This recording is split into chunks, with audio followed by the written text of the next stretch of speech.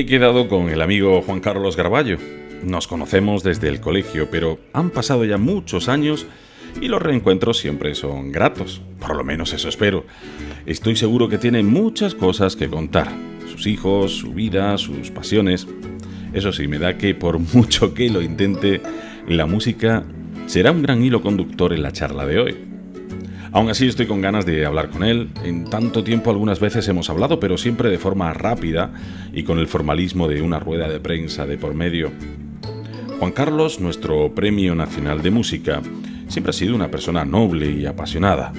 Un auténtico enamorado de las artes y de la vida, de su belleza y de lo que nos aporta. Por eso siempre ha tenido un prisma especial para ver el color de lo que nos rodea.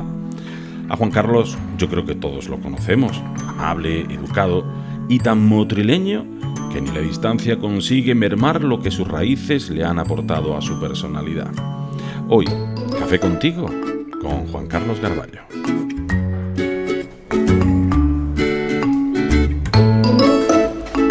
Bueno, pues hoy, tal y como acaban de ver hace tan solo unos segundos, hoy nuestro invitado en Café Contigo es nada menos que Juan Carlos Garballo Medina, que está con nosotros aquí, un gran amigo de todos los madrileños. Lo vemos poco, las cosas como son, te vemos poco, Juan Carlos. Te gustaría, imagino, venir un poquito más, ¿no? Por aquí, por tu pueblo, ¿no? Me encantaría. Bueno, sí, mi profesión no me lo permite, tengo que estar siempre por ahí deambulando, ¿no? Pero sí, me encanta venir, disfruto mucho. Imagino que sobre todo ahora en esta época más, ¿no? En la época donde florece todo, los olores, los aromas, el sol, la playa. Sí, especialmente. Además, hoy día de San Juan, mucho más, ¿no? Porque es un día muy especial, es mi santo, pero no es por eso, porque era el santo de mi abuelo también y se celebraba mucho en casa, ¿no? Entonces tengo muchos recuerdos familiares de ese día y de la reunión familiar y de la celebración y todo eso. Me encanta poder revivir todas esas cosas, ¿no? del pasado. Me imagino que desde la distancia, sobre todo, cuando uno está más fuera, ¿no? No sé si echa más de menos el lugar donde nace o los recuerdos, ¿no? que se tiene, los juegos de placeta, todas esas cosillas, ¿no? Porque ya vamos para arriba, ¿no? Poco a poco, claro. Y al final vamos teniendo cada vez más recuerdos. Yo creo que sí, que lo que le sucede a uno es que hace una especie de ejercicio de recordar mucho más intenso, ¿no? Se intensifica el recuerdo, se focaliza, se concentra más porque es mucho más necesario, son cosas que no tienes a mano y que necesitas, son parte de tu vida, son muy importantes, ¿no? Y entonces los necesitas tener en muchos momentos de tu vida a mano para superar ciertos momentos.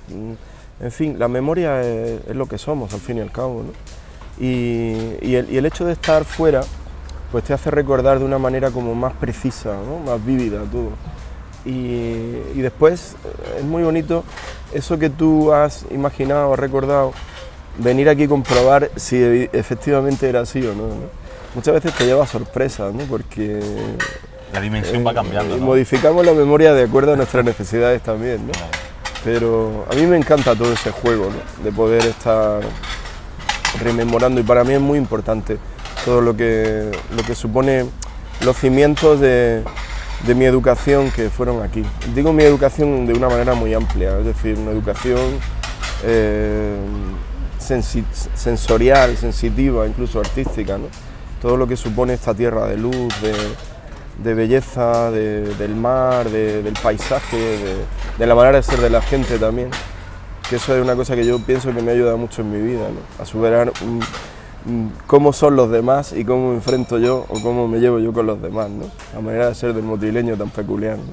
Sí. El motrileño, ahora hablaremos de sí.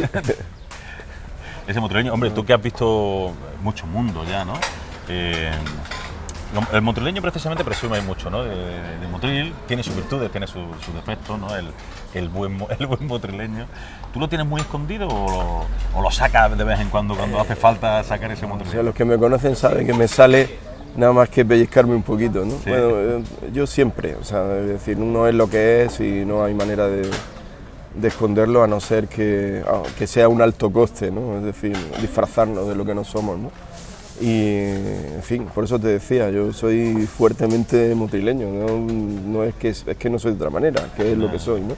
Y sin embargo soy de la otra manera también ciudadano del mundo, es decir, yo me siento a gusto en todo el mundo, soy una persona curiosa, me encanta convivir y con otras culturas, conocerlas, sacar el máximo provecho, el máximo jugo, ¿no?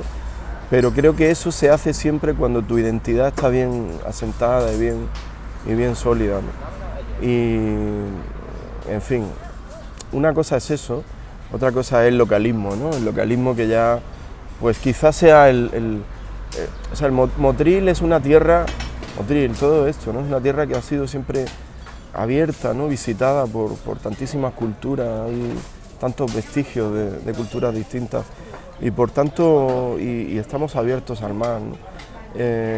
Y por tanto yo creo que, en fin, la gente de aquí es gente abierta, la gente genuina, es gente que tiene una visión abierta. Lo que pasa es que eso después choca un poco con otra visión más cerrada, localista, que no es exclusiva de Motril, es de muchas ciudades medianas, ¿no? Donde la gente es un poco cerrada en muchos aspectos y eso es de lo que creo que muchos hemos tratado de huir siempre, ¿no?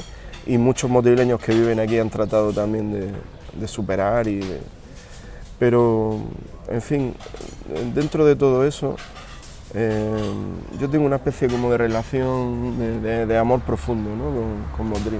Digamos que las cosas que me molestan muy poco y acaban lo bueno siempre, lo tapa, ¿no? Acaban siempre diluyéndose en lo bueno, ¿no? Entonces, yo te digo que disfruto mucho siempre viniendo. Claro que sí. Claro. Y sobre todo a mis lugares, ¿no? Este es uno de ellos. Sí. Además que sepa que estamos aquí para tomarnos el cafelito, porque ha dicho, tenemos que tomarlo hoy en Catena. Hombre. En Catena especialmente. ¿Te gusta el buen pescado entonces, no? Imagino. No es que me guste, me encanta. O sea, yo no comería otra cosa más que pescado. ¿Sí? Lo que pasa es que para un motrileño comer pescado por otras partes del mundo es muy complicado, ¿no? Porque enseguida ya le sacan 1000 defectos al pescado, ¿no? Entonces prefieren no comerlo antes. Por ejemplo, tú has estado en Estados Unidos, sí, hace muchos años. ¿Allí el pescado? Pues mira, no saben comerlo. Primero, en muy pocos sitios saben comer pescado bien. O sea, primero identificar un buen pescado fresco y tal. Ahí se come mucho congelado. Evidentemente hay un pescado extraordinario, pero la gente no tiene hábito de comerlo fresco, de comprarlo, de limpiarlo, ¿no? Allí te lo venden ya todo pelado, el lomo, sin espinas y sin nada, y lo ven con cabeza y se asustan, ¿no? Como una amiga mía me dijo una vez que la traje para que viese esto y ¿no? Pedimos un plato de quisquillas, ¿no? Y me dijo que era la primera vez que veía una gamba con cabeza, ¿no? Porque siempre se las habían vendido pensaba que era así, ¿no? Peladas y congeladas, ¿no? Digo, pues mira, esto lo bueno es chuparlo, claro. ¿no? Y el calamar siempre es la rodajita redonda. Exactamente. Entonces, bueno, eso es, digamos que todo se encuentra allí, pero no es lo mismo, ¿no? Pero incluso a nivel general, el pescado es un alimento muy delicado, ¿no? Y necesita unas condiciones muy especiales, de frescura y de todo eso. Y después de preparación, o sea, el respetar la textura del pescado, el sabor del pescado. Vaya, yo me enfado mucho, por ejemplo, cuando voy a Asturias, con mis mujeres asturianas, ¿no? Porque es que matan el pescado, que lo hacen demasiado, o le echan demasiado aceite, o le echan no sé qué, demasiadas cosas, ¿no? Y yo creo que el pescado hay que respetarlo, hay que comerlo lo más natural posible, ¿no? Si es bueno, ¿vale? Hombre, claro. Entonces, ya te digo que muchas veces prefiero no comer pescado antes de comerme un pescado que no me gusta, ¿no? Que veo yo que no está en condiciones, pido otra cosa. ¿Y te da todo igual o prefieres el tema de quisquilla, por ejemplo? Hombre, ¿a quién no le gusta la quisquilla? Eso, vaya, yo creo que hay que estar loco. Pero eso la quisquilla que es marca, además. Un manjar absolutamente exquisito, ¿no? Es algo celestial, es que no... Pero, hombre, eso digamos que... Pero no, yo soy omnívoro, a mí me gusta comer de todo y el pescado también me gusta la variedad muchísimo. Eres más de vino, me parece, ¿no? Sí, el vino me gusta. ¿Albariño sí. o Calvente? No, Calvente sin lugar a dudas, pero no es por hacer patria, es que es así. Mira, vamos a descubrir al final un gran motrileño, más de lo que pensamos. Vaya, yo he estado en las bodegas allí no por hacer la pelota, de Horacio Calvente y porque me fui allí a ver cómo hacían ese vino espléndido, ¿no? El blanco este con la uva Moscatel de Alejandría, que me parece un vino absolutamente excepcional. Y la verdad es que estoy muy orgulloso de habérselo descubierto a mucha gente. Vaya, va haciendo patria también, ¿no? Sin más, el otro día en Granada... Tú vas como bandera llevando el jamón a... Sí, bueno, es que es un vino muy bueno, entonces, sobre todo para tomar con pescado, es delicioso. Claro. En el Festival de Granada, que estuve tocando el martes, pues estábamos comiendo allí en la misma plaza donde tocaba, que en el Centro Federico García Lorca, en la Plaza de la Romanilla, y hay un restaurante. Preciosa, vamos, sí. Fuimos a comer con Alberto Corazón y con Alfredo Aracil, que eran los que participaban conmigo en ese concierto, y qué vino pedimos, ¿no? Y inmediatamente pregunté si tenían Calvente, afortunadamente lo tenían, y digo, pero fresquito, ¿no? Sí, fresquito, ¿no? Y la verdad es que, bueno, un éxito total, ¿no? Es que la gente que lo prueba le suele gustar mucho si son aficionados al vino. ¿No eres de tinto entonces o qué? Sí, el tinto sí, pero a mí Calvente tengo que reconocer que el que me gusta es el blanco. Tiene también el tinto. Y en Dalera lo sé, sí, pero me puede más el otro, ¿no? Está como más conseguido, creo yo. Gustándome también el tinto, pero... Son opiniones personales, no publicitarias. Evidentemente el vino es así, o sea, es una sí, cuestión de gusto y para eso hay tantísima variedad, ¿no? Sí. Bueno, pues ya sabemos, pescado, vino blanco. Yo pensaba que íbamos a hablar mucho de música en esta entrevista. Me alegra de que lógicamente podamos hablar de todo, pero lógicamente tenemos que hablar de música y de tu inicio, de Motril, cuando tú empezabas. Bueno, yo me acuerdo en el colegio cuando estábamos y tocábamos la flauta. La flauta dulce. Tocamos en el concierto de Octavo, entonces estaba Octavo. Que nos daba clase don Gonzalo, ¿no? Sí, que además era también de gimnasia. Sí. Efectivamente. Y tuvimos que hacer un concierto de fin de curso, de flauta. Ahí estábamos tú y yo y otro más de los compañeros, creo que era Pablo, y hombre, tú ya te defendías, lógicamente, los demás llegábamos con la flauta. Tú ya mostrabas virtuosismo en cualquier cosa, ¿no? Pero ¿por qué te llega a ti el piano? ¿Por qué el piano? Pues es una cuestión no sé, no hay un acontecimiento, un hecho o una vinculación en mi familia que me lleve al piano. Es una casualidad, ¿no? Es un instrumento que a mí me gustaba, me atraía simplemente. Cuando empiezo a estudiar música, me ofrecen la posibilidad de estudiar otros instrumentos, flauta, guitarra, y no me veía yo con instrumentos tan frágiles, ¿no?, en las manos. Yo necesitaba algo como grande, algo que tú dominaras, ¿no? Algo grande, ¿no? Y me empeñé, y además incluso llegué a amenazar con dejar la música si no me dejaba tocar el piano, o sea, o es el piano o nada, ¿no? Y empecé a estudiar guitarra, empecé a estudiar flauta, pero no, lo mío era el piano. Tenía que ser piano. Sí, y al final me salí con la mía. ¿La pasión de la música ya ahí la tenías al 100% o eso empezó poco a poco? Es decir, me voy a... Entonces no teníamos ni conservatorio, estaba Juventud de Música. Acababa de empezar ese año, sí. Fíjate, lo que ocurrió fue lo siguiente, yo en mi familia tenía un tío abuelo que es Manolo Garballo, un pintor malagueño, nació en Motril pero se crió en Málaga y es un pintor con cierto prestigio en Málaga, ¿no? Incluso hay un colegio allí con su nombre.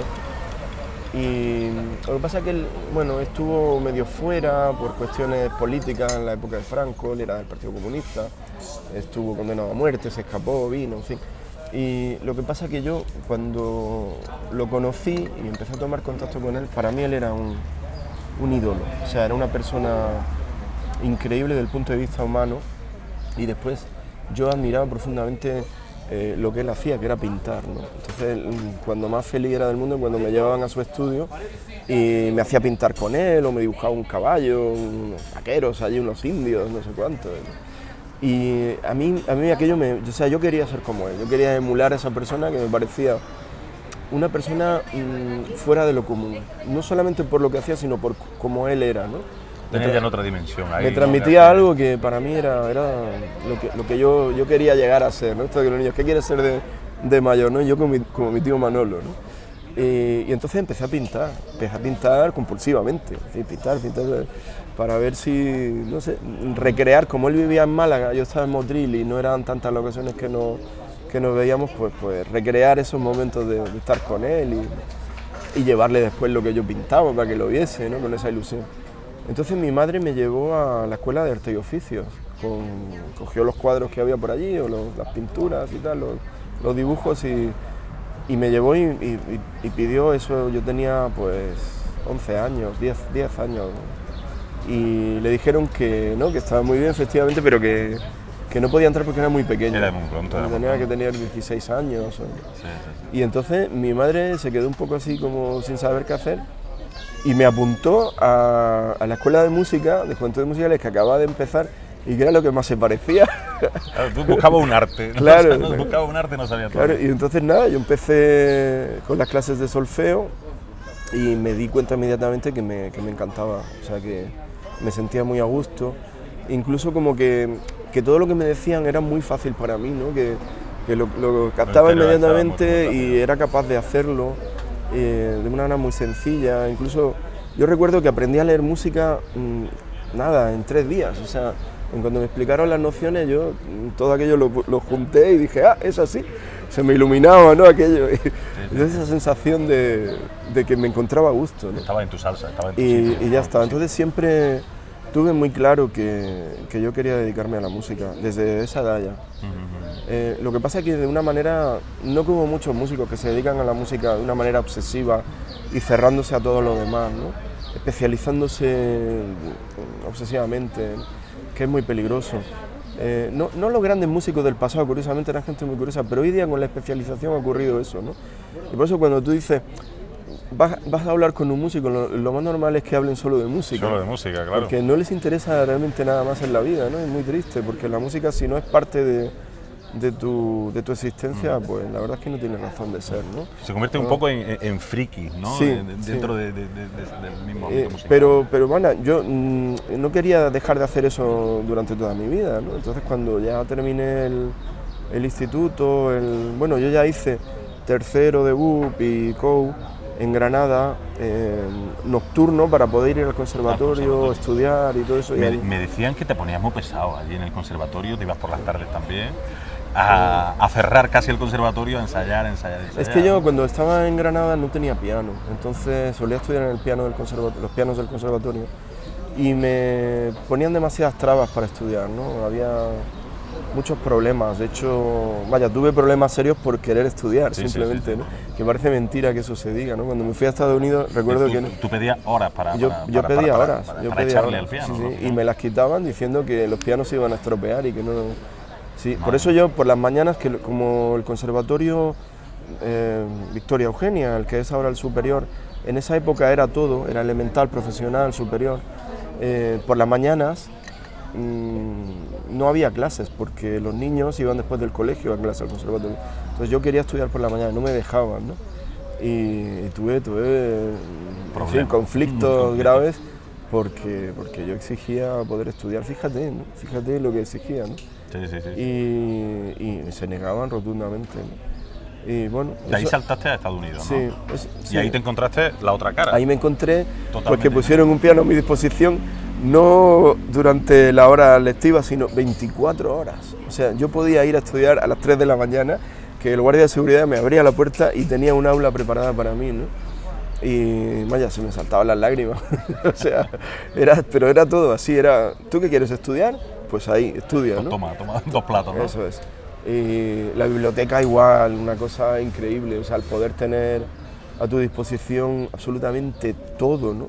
En una época en la que todavía no había internet y entonces no podías tener la información a mano desde cualquier sitio, como se puede tener hoy día, ¿no? O sea, había ciertas partituras que yo no había visto nunca, ¿no? Que tenía ganas de tener ciertas ediciones, y ahí lo tenía todo, y si no estaba me lo traían de cualquier otra biblioteca, de otra universidad, y estaba ahí al día siguiente, ¿no? O sea, era increíble, un paraíso para mí desde el punto de vista de mi formación de estudiante, ¿no? O sea, después el país no me ha acabado nunca de gustar, ¿no? A mí América es un país que no me he sentido nunca a gusto. En la forma de ser, en la forma de ser, suya. no, en su manera agresiva de estar en el mundo, ¿no? Los americanos están llenos de sí mismos y tienen una idea. ¿Pero por qué? ¿Por la superioridad. hiperpoblación que hay o porque su carácter es así? No, porque fueron allí pegando tiros y lo siguen pegando, o sea, fueron allí o sea, son un pueblo bélico, realmente, ¿no? Y tratan de imponer siempre su voluntad y su autoridad por allí, por donde van, ¿no? Lo que pasa es que también tienen un concepto muy sano de construcción, de crecimiento de país y de integración, que espero que no se vaya ahora, en fin, por donde no debe ir con el tipejo este Donald Trump, pero que es de lo que yo me beneficié, ¿no? Pero después, no sé, yo recuerdo de traer a gente a España y enseñarle lo mío, ¿no? Igual que yo iba allí y disfrutaba de lo de ellos y ante todo ellos eran americanos y daban las gracias a Dios por haber nacido en América. Pero ¿y esto? La bandera, ¿no? No. Y el jamón era carne cruda y lo otro, en fin, vamos a ver, ¿no? Entonces, no sé, después es una sociedad bastante dura, ¿no? A la hora de vivir en ella, ¿no? Donde lo único que impera es, o sea, los centros de reunión de las personas. Ya está pasando, por ejemplo, donde yo vivo, en las afueras de Madrid, ¿no? Los centros de reunión de las personas son los centros comerciales, ¿no? Ahí está todo en torno al negocio, el comercio, el consumismo, el dinero. Y en los ámbitos universitarios es distinto, porque hay una confluencia de personas con una cultura excepcional con la que te puedes relacionar, pero después ya vivir allí y relacionarte ya socialmente no me interesó nunca, ¿no? Las grandes ciudades son complicadas, son difíciles, son mastodónticas y a mí no me gustan las grandes ciudades. Y digamos, lo que no son las grandes ciudades está demasiado aislado y es una especie de ignorancia y de incultura general que a mí no me llena en absoluto, ¿no? Por eso he reflexionado mucho por todos los sitios donde he vivido, de lo que yo vengo, de donde yo soy, ¿no? Y siempre me he encontrado que vengo de una historia, de un entorno, de una cultura infinitamente mucho más rica que todo eso, ¿no? Y que siempre nos hemos sentido como de alguna manera inferiores y no tendríamos que ser así, porque realmente tenemos un bagaje y eso está en nuestra genética, en nuestra forma de ser, en nuestra experiencia, que tendríamos que estar orgullosos de eso y compartirlo y mostrarlo, ¿no? Pero bueno. Cuéntanos un poco dentro de cuando uno empieza, por ejemplo, dentro de la música, como estás tú, empieza con un objetivo, empieza, por ejemplo, Premio Nacional de Música, ¿no? ¿Has alcanzado tu meta? ¿Perseguías una meta? ¿Perseguías llegar a algún sitio? ¿Has llegado ya? ¿O se empieza simplemente, como decías antes, ¿no? Simplemente por el cariño, por el amor y...?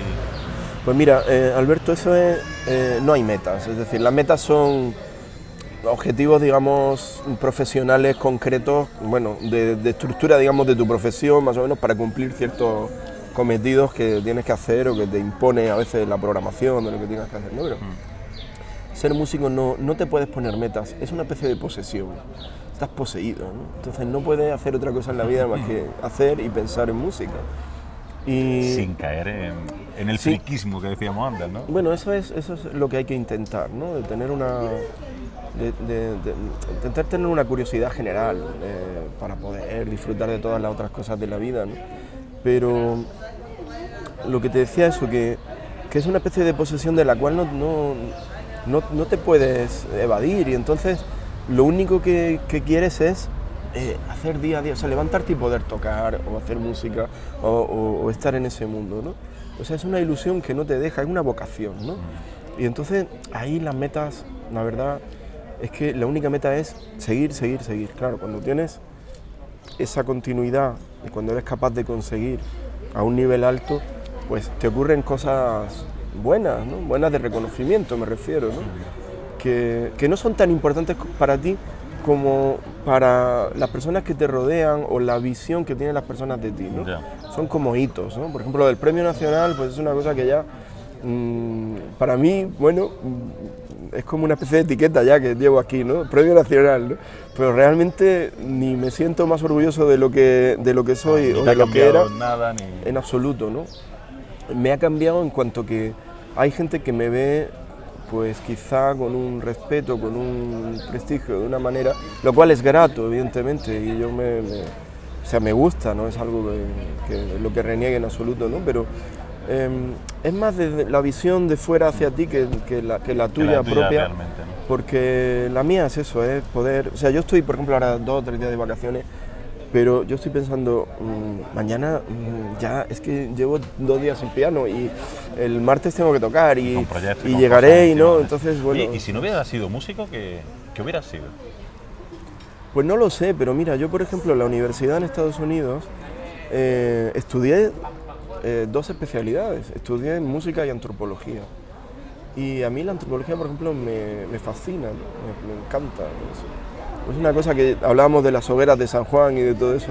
Desde el punto de vista antropológico, yo cuando voy a ver estas tradiciones siempre intento buscar el porqué antropológico, ¿no? Y me fascina muchísimo, porque además son vestigios, hombre, ya están muy degenerados, digamos, con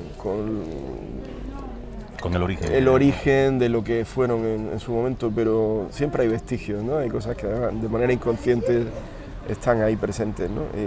Y eso es una disciplina que a mí me gusta muchísimo, pero la verdad es que yo me acerqué a la antropología como una especie de antídoto a la obsesión musical, ¿no? Es decir, me gusta mucho, entonces voy a obligarme a hacerlo para poder tener también una visión más amplia de las cosas, ¿no?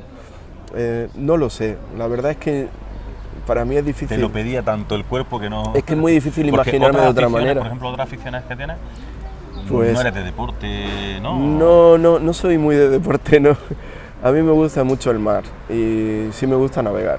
Entonces, bueno, eso hay gente que lo considera un deporte y efectivamente lo es, pero para mí navegar es algo que va mucho más allá de lo que es un deporte, es poesía pura. O sea, para mí estar en el mar es la vida, ¿no? Que me da absolutamente todo. Soy feliz. O sea, en ese momento que yo estoy en el mar, solo en un barco, es como, digamos que todo está bien. Estoy absolutamente perfecto. Lo que pasa es que no me puedo quedar ahí, me tengo que ir a la tierra. Tienes la armonía. La armonía total perfecta, y absoluta, ¿no? La armonía perfecta. Entonces, bueno, seguramente pues estaría en un barco todo el día, igual, no sé, me hubiese enrolado en la marina o cualquier cosa. Pero la verdad es que me resulta muy difícil concebirme a mí mismo de otra manera que no sea haciendo lo que hago. No, pescador, de algo de eso, ¿no? Pues mira, ¿quién sabe? Me llama mucho la atención. Todo lo que sea estar cerca del mar.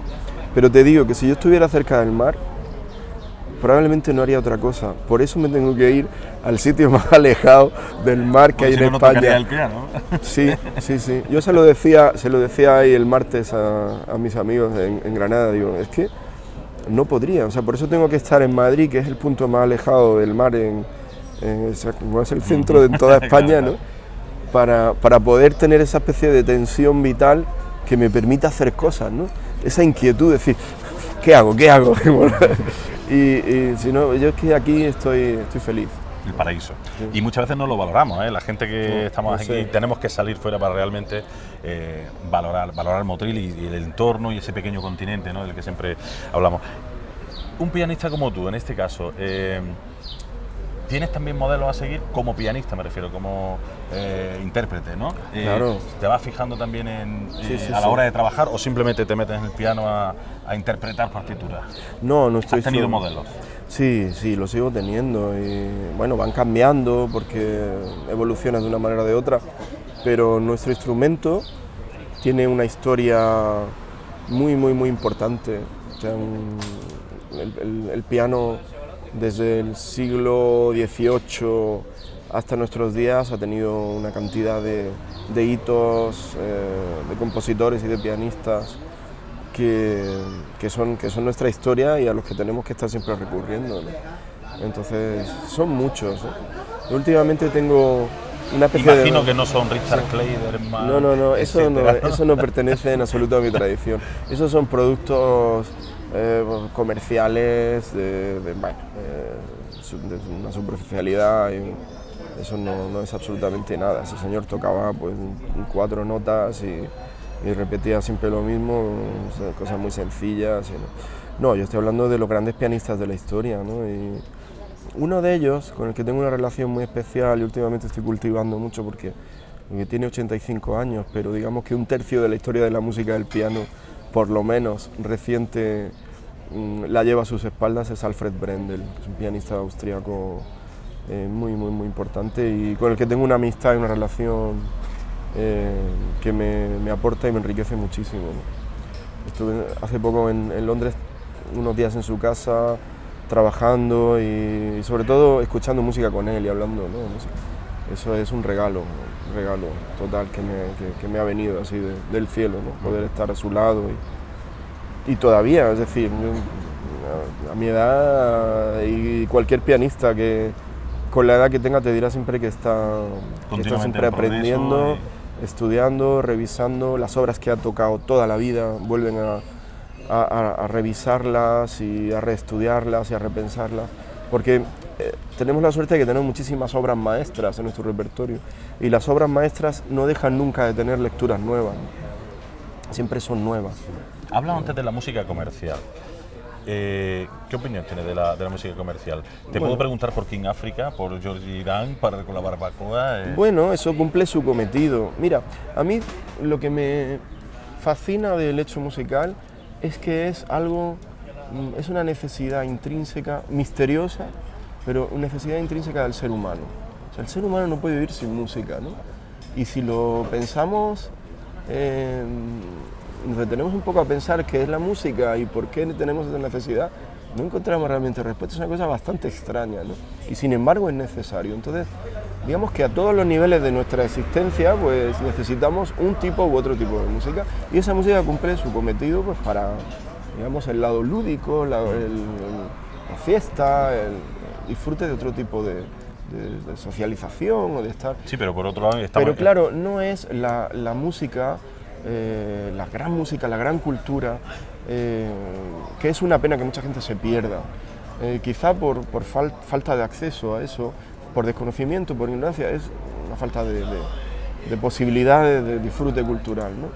Pero bueno, en fin, digamos que hay niveles. Tiene que haber de todo, evidentemente, pero claro, la música comercial nos la venden como un producto, lógicamente, y la otra música, vamos a decirlo así, la música clásica, ópera, etcétera, como que no te voy a decir que hay un veto, incluso ha sido muy elitista incluso para llegar al acceso hacia ella, ¿no? ¿Por qué sucede eso? Cuando se supone que es una música de mayor calidad, de mayor rango, de mayor cultura, de mayor peso. Pues mira, es muy sencillo, la música comercial suele ser una música muy simple, muy simple, desde el punto de vista rítmico, melódico, armónico. Es una música con una estructura de 3 acordes, de un ritmo machacón que se repite de manera continua y de una melodía muy pegadiza, ¿no? Y eso, el ser humano, que digamos tiene la tendencia a incorporar esa música de una manera sencilla sin pensar, o sea, simplemente se le pega al cuerpo, al oído y la acepta como tal, ¿no? La otra música, igual que la gran poesía, igual que la gran pintura, igual que la gran literatura, es una música que nos hace reflexionar, que necesita un tiempo de contemplación, de sosiego, de pensar, de sentarse a escuchar. Y eso en la sociedad moderna hoy día es prácticamente inexistente, ¿no? O sea, vivimos con una cantidad de estímulos enormes, pero no somos conscientes de esos estímulos. Esos estímulos, además, casi todos, están provocados por una necesidad comercial que nos imponen, es decir, toda esa música, el objeto que tiene es un producto rápido, de consumo, rápido, un verano y el siguiente y vender muchas copias o reproducir muchas veces para que dé muchos derechos de autor, ¿no? Bueno, de hecho ya puedes ver por ahí vídeos, que nos dedicamos a lo sabemos desde hace mucho tiempo, ¿no? En YouTube y en sitios de estos, donde cómo la industria discográfica ya prácticamente todas las canciones de éxito están hechas por ordenador, están programadas con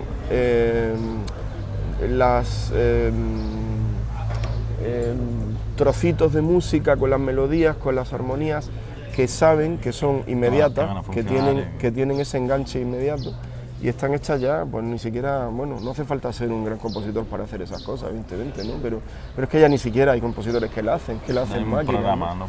Están programadas con lo que saben que va a tener éxito y bueno, pues lo van haciendo, casi todas son con la misma estructura, es muy reconocible para nosotros y la verdad es que da un poco de pena porque incluso la música pop que yo viví en mi época, que a mí me gustaba en su momento, pues había cierta sofisticación, cierto trabajo, había Una gente que búsqueda de componía cosas. y había una búsqueda y se intentaba evolucionar en ese aspecto y buscar nuevas combinaciones, había una inquietud.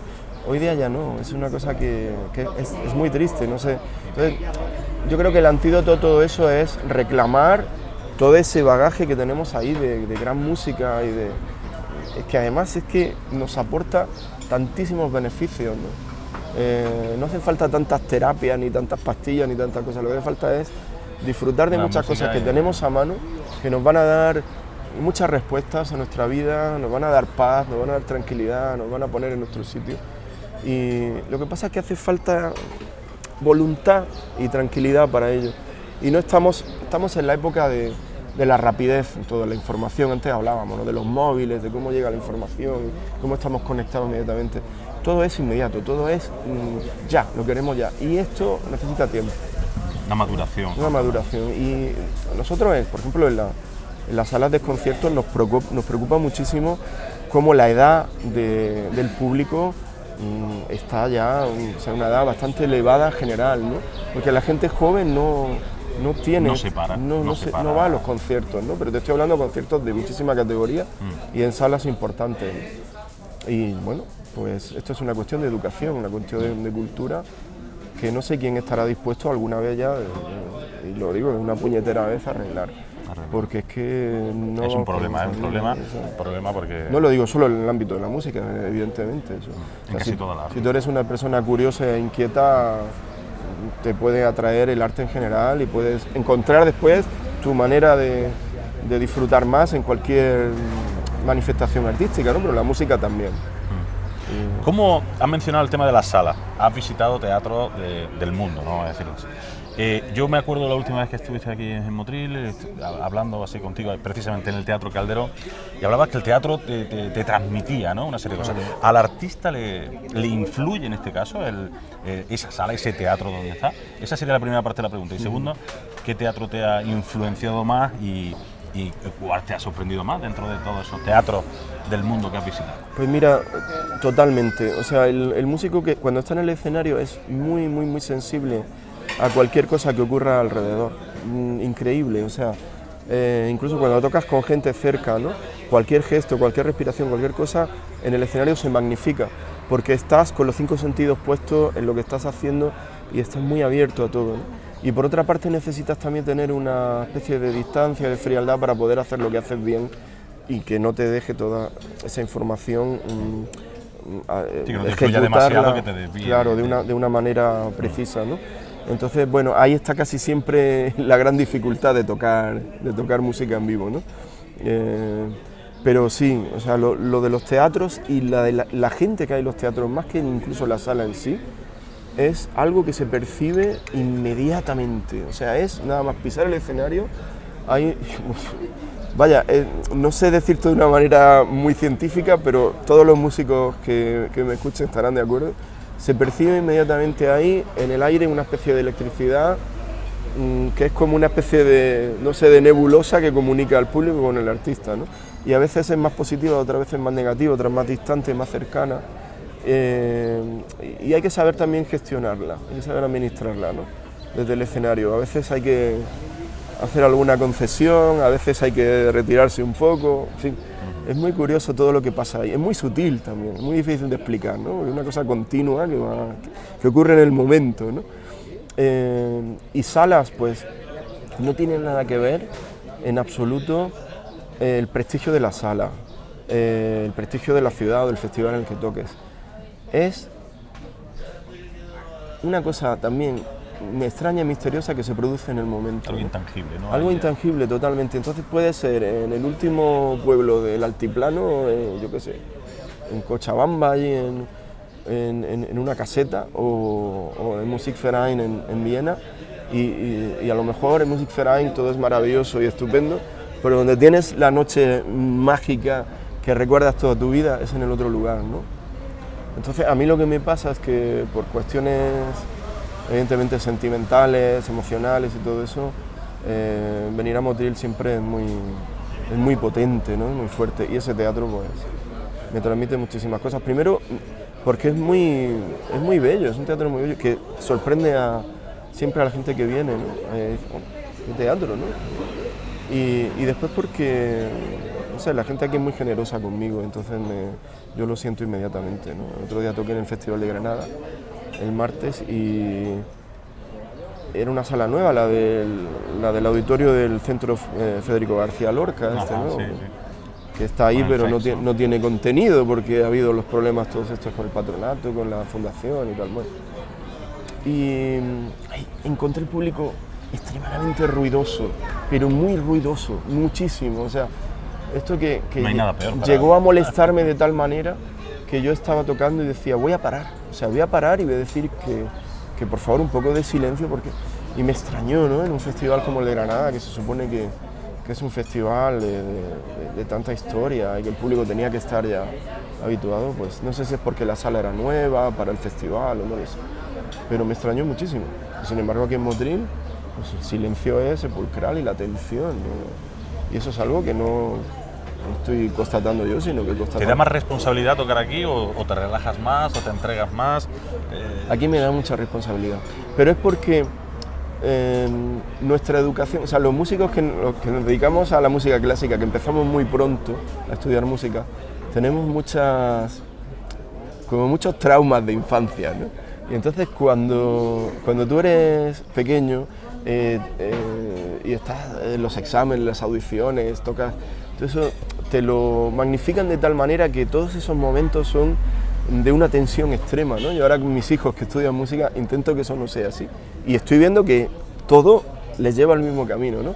Que tienes la audición, que tienes la audición, que tienes la audición.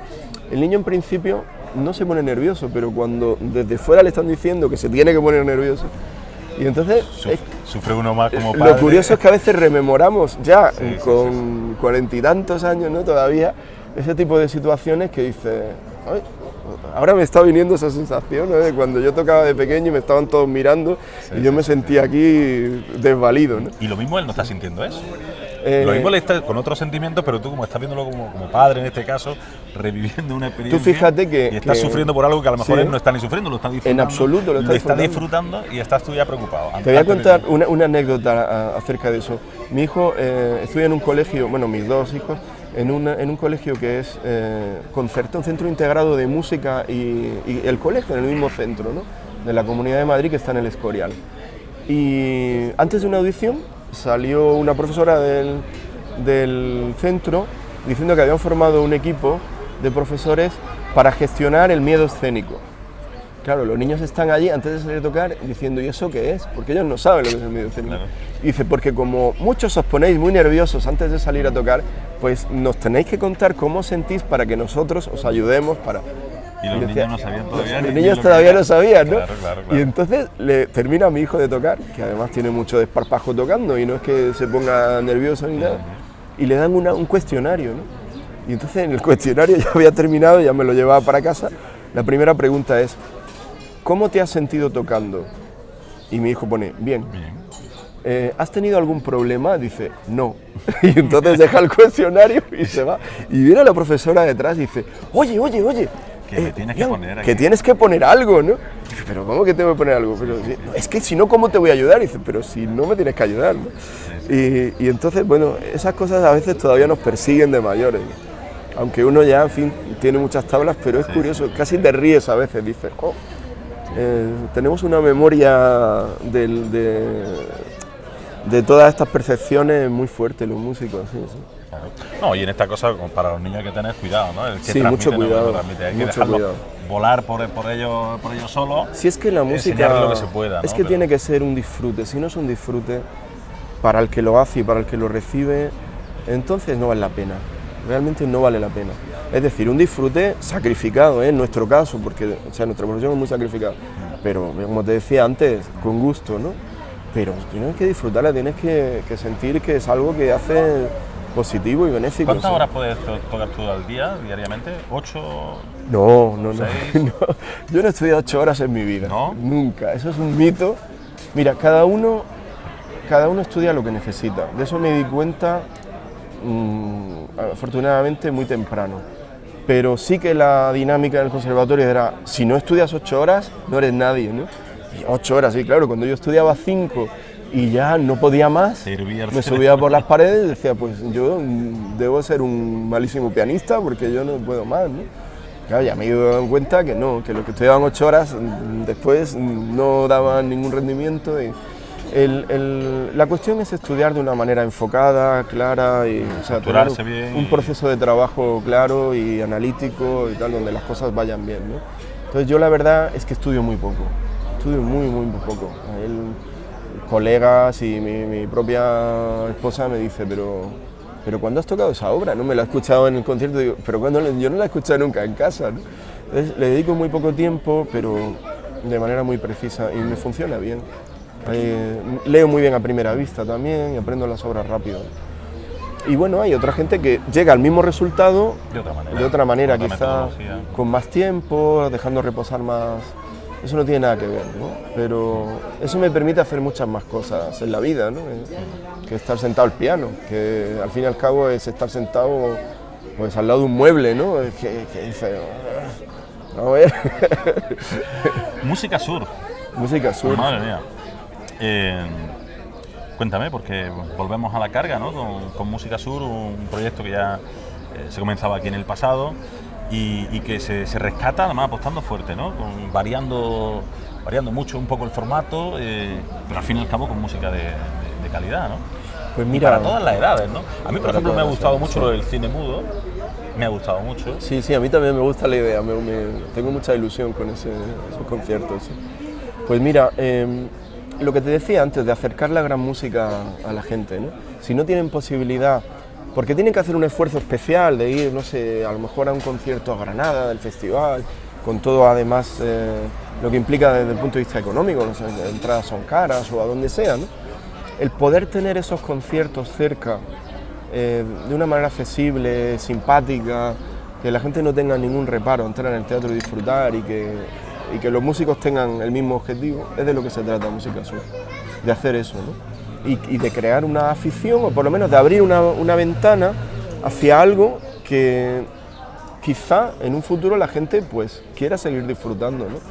Y de hecho yo tengo muchos testimonios de cuando se hacía Música Sur, los 3 años que se hizo, de gente que se aficionó a la música clásica gracias al festival, ¿no? Porque vieron que era realmente algo muy hermoso, que no conocían y que les gustaba muchísimo. Yo una anécdota que me encantó, de una señora mayor que me paró por la calle y me dijo, me daba las gracias una y otra vez y me decía que lo que más le había gustado era el concierto de la trompeta, ¿no? No había ninguna trompeta, era un clarinete, el único instrumento de viento, ¿no? Pero para ella era una trompeta, que era el instrumento de viento que ella pensaba que sonaba, ¿no? Pero me lo decía con una emoción y con un agradecimiento. Que eso es realmente la razón de ser de nuestra profesión. Que es cuando a alguien realmente se le abre esa ventana. Exactamente. Cuando se le abre esa puerta. Para esto soy músico. Y descubre ese nuevo mundo. De eso se trata. Y el pequeño ciclo de cine mudo con música de cámara en vivo lo que trata también es de eso, ¿no? De que quizá la gente que no va a un concierto pero sí va al cine, de pronto diga, se puede hacer también música de cámara, y esa música de cámara, esa música que han tocado me ha gustado, la puedo ver también en el escenario sin cine en otro momento, ¿no? Entonces, bueno, he pensado como director artístico en varios proyectos que tienen que ver con esa apertura, con esa accesibilidad, ¿no? Y esperemos que, bueno, cuando llegue el momento, que será a finales de septiembre, pues tenga una buena acogida, y porque son muchos conciertos. Los que son en 7 días son 10 conciertos. Hay muchas posibilidades, Hay muchas posibilidades, sí. Bueno, pues nos vamos a ir, nos vamos a tomar, si te parece, un calvente, ¿no? Estupendo. Esperamos un poquito ya que nos oscurezca y nos tomamos un calvente. Ya es hora. Si tuviéramos que poner una canción para irnos, ¿qué melodía poníamos, qué sintonía poníamos para despedirnos? Pues me gustaría a lo mejor, pues mira, a mí me gusta mucho las sinfonías de Mahler. Yo pondría, por ejemplo, un trocito de la sexta de Mahler. Así, como el que no quiere la cosa, ¿no? A pelo. Sí, por el color, la instrumentación y la energía apasionada que transmite esa música, ¿no? ¿Las bandas sonoras te gustan, por ejemplo? Sí. A mí me gusta mucho el cine, No el cine comercial, soy un poco raro con mis gustos cinematográficos, pero me gusta mucho, y me gusta mucho también cómo se relaciona la música con el cine, ¿no? Por eso... ¿Cómo te va llevando esos momentos más...? ¿Cómo te va llevando? ¿Cómo va o sea, es muy difícil encontrar música bien hecha para el cine, pero a mí me encanta la idea y me fascina la época de los músicos que tocaban en vivo e improvisaban con el cine mudo, ¿no? Es algo que me gusta hacer a mí, lo hago en mi casa, pero me encanta, pues es una maravilla. De hecho, las películas que vamos a ver en Música Sur son 2 películas seleccionadas por mí, una cómica de Buster Keaton, Sherlock Jr., y la otra un drama de principios del siglo XX ruso, ¿no? Bueno, ruso ya casi al principio de la Revolución, ¿no? En 1917, por ahí. Y a mí el cine me apasiona. Y bueno, a mí me gusta mucho, por ejemplo, que además conoce muy bien Motril el cine de Víctor Erice. Me encanta las pocas películas que hizo. Y la música que hizo Luis de Pablo para algunas de sus películas también. Bueno, pues nos vamos a quedar con la sexta de Mahler. Muy bien. Vale, nos vamos a quedar con la sexta de Mahler. Por cierto, que ya sabes que tu madre sigue siendo aquí tu fan número 1, ¿no? Eso lo sabes, ¿no? Sí, eso, Lógicamente. Claro, eso. No, le vamos a mandar un besazo enorme también, porque es que cada vez que me ve por la calle, lógicamente, tenemos que hablar de ti. Me dice, ahora está aquí, ahora está allí. Sí.